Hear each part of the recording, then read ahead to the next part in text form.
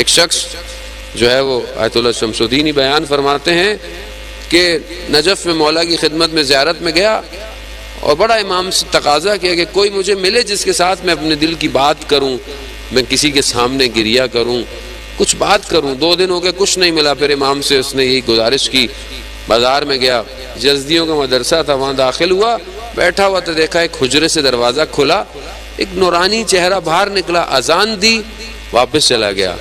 اس نے خدا کی بارگاہ، پروردگار اتنے دنوں سے میں ڈھونڈ رہا تھا، ایک چہرہ نظر آیا، اس نے بھی میری طرف توجہ نہیں کی۔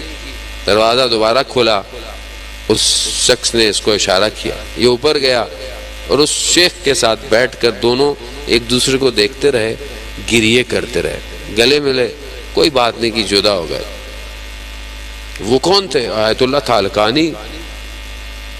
علامہ تقی جعفری بیان کرتے ہیں کہ میں نے اسفار ان سے پڑھی، اور کیسے ایسے عالم بنے کہ محرم سے 2 دن پہلے مجھے کہا کہ اب درس کی تعطیل ہے۔ میں نے کہا ابھی تو 2 دن باقی ہیں، لیکن کہا کہ نہیں، میں سمجھ گیا کہ کوئی خبر ہے۔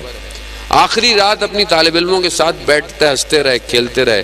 طالب علم جانے کی کوشش کرتے تھے تو کہتے تھے آج کی رات کو غنیمت سمجھو۔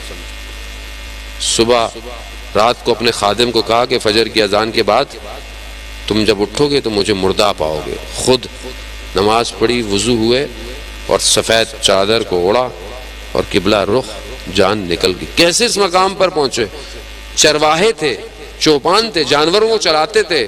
خوب وہیں تالقان میں کہیں سے کوئی قاری قرآن پڑھ رہا تھا۔ قرآن کی آیت جب وجود سے ٹکرائی تو کہا خدا یہ تیری طرف سے نامہ ہے، میں اس کو ٹھکراؤں گا نہیں۔ اپنے جانوروں کو واپس دیا جو صاحب تھا، اور خود اصفہان اور اس کے بعد نجف پہنچ گئے۔ اللہم صلی علی محمد اب یہ سب تبھی ممکن ہے اذان محترم جب یہ قلب پاک ہوگا۔ اس کو آلودہ نہ کریں۔ دنیا اسے آلودہ کرنا چاہتی۔ خبائیں اپنے آئمہ سے متصل ہو۔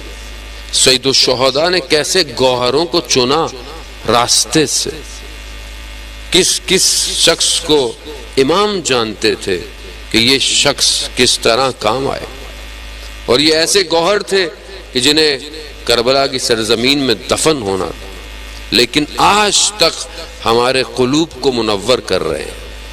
یا لیتنی کنت معاکم فافوز فوزا عظیما۔ روایات ہیں کہ جب بھی کربلا کے شہداء کو یاد کرو یہ ضرور کہو کاش ہم آپ کے ساتھ ہوتے۔ خوب امام کا مقصد انسان کو کمال پر پہنچانا تھا۔ آج کروڑوں لوگ اربعین کی طرف، زیارت کی طرف، خدا ہم سب کو بھی اربعین میں زیارت نصیب فرمائے۔ جانب اربعین کی زیارت کا ثواب ہمارے استاد کہتے ہیں کہ دنیا میں کیپیسٹی نہیں ہے، دنیا میں ظرفیت نہیں ہے اربعین کی زیارت کا ثواب آپ کو مل سکے۔ وہ فرماتے ہیں کہ یہ زیارت روز عاشور، روز قیامت میں یہ زیارت ظہور کرے گی، تب پتہ چلے گا کہ کون سی زیارت کی۔ آج آپ کے سامنے یہ زیارت اصل میں امت سازی ہے۔ نجف سے لے کر کربلا جو انسان چلتا ہے یہ امت سازی ہے۔ یہاں پر اصل ولایت ہے جو اتنے قلوب کو کھینچ رہی ہے۔ اس کھینچنے میں یہ ایک دوسرے کا سیکریفائس کرتے ہیں، ایک دوسرے کا خیال کرتے ہیں، عبادت کرتے ہیں، ایک دوسرے کی تربیت کرتے ہیں۔ یہ ایک 70-80 کلومیٹر میں ایک حکومت ہے، اور اس حکومت کا حاکم صرف امام ہے۔ اللہم صلی علی محمد۔ خوب اگر ہم دیکھنا چاہتے ہیں کہ ظہور میں حکومت کیسی ہوگی، ظہور میں حکومت ایسی ہوگی، یہاں نہ زبان آتی ہے کسی کو ایک دوسرے کی، نہ کسی کو شہر کا پتہ ہے، کوئی پوچھتا بھی نہیں ہے کہاں سے آئے ہو، بس یہ ایک ہی آئیڈینٹی، ایک ہی شناخت، کیا ہے؟ زائر امام حسین۔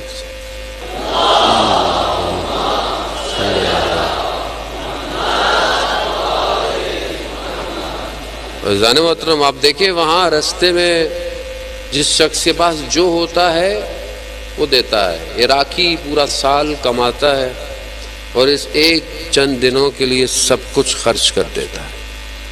ایک دوسرے کو کھینچ کے لے کے جاتا ہے۔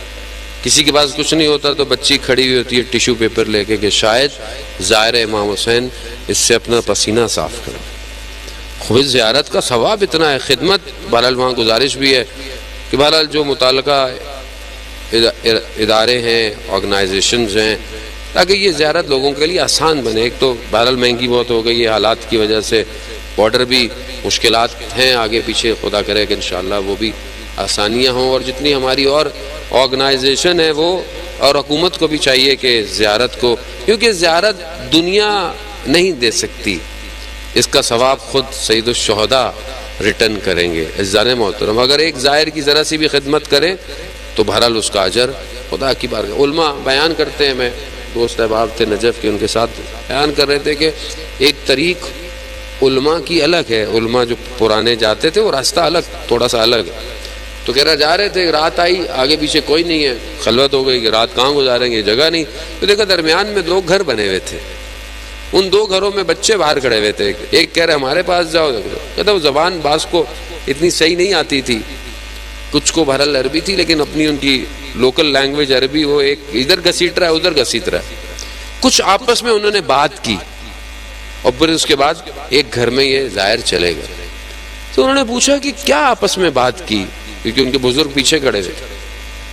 کہا ان میں سے جس گھر میں آئے ہیں اس گھر کے ایک شخص کو اس خانوادے نے قتل کیا تو وہ خون ان کی گردن پہ تھا. انہوں نے کہا کہ یہ زائر کو ہمارے پاس دے دو، ہم اس خون کو معاف کر دیں گے. اللہ صلی اللہ محمد. خوب ہمیں نہیں پتا، خوب یہ وہ جانتا ہے جو امام کو پہچانتا ہے. زیارت آسان نہیں ہے، اور زیارت مطلب یہاں سے بھی ہم زیارت کر سکتے ہیں، مایوس نہ ہوں آپ. کھلے آسمان میں 3 دفعہ سلام علیکہ یا ابا عبداللہ کہیں، آپ کی زیارت ہو جائے گی. امام کی جو زیارت کرتا ہے، امام اسے اس کے آباء و اجداد کے نام کے ساتھ جانتے ہیں. امام ہے، واسع رحمت ہے.